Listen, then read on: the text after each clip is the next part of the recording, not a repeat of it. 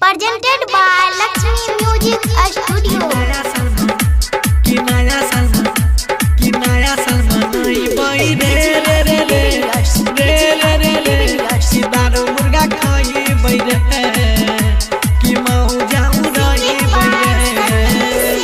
नया साल मनई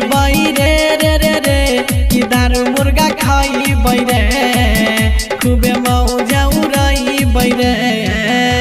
कि नया साल मनई कि दारू मुर्गा खाई बैरे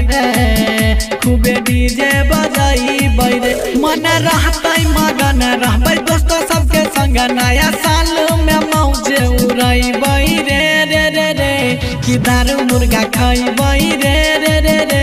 कि मौजा उड़ई बैरे खूबे डीजे बजाई बैरे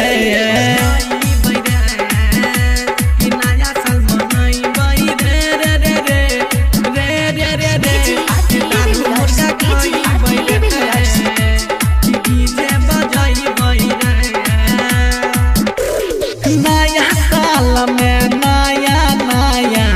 माल भाई पटै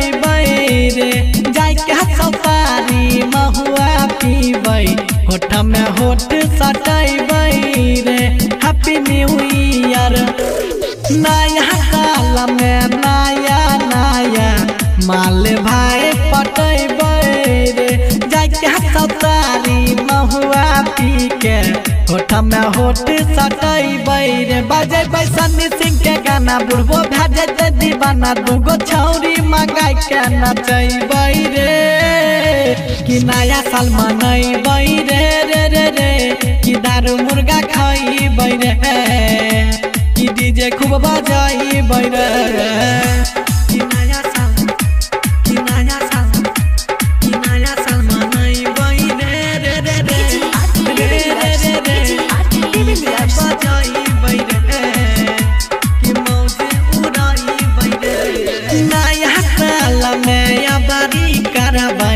खूबे धूम धड़का रे 12 बजे रात से फरबै बम और पड़का रे नया साल में करबै अबरी खूबे धूम धड़का रे 12 बजे रात से फरबै बम और पड़का रे विजय के डिविलियर्स मनतै happy new year writer Shrikant के बोलेला कई रे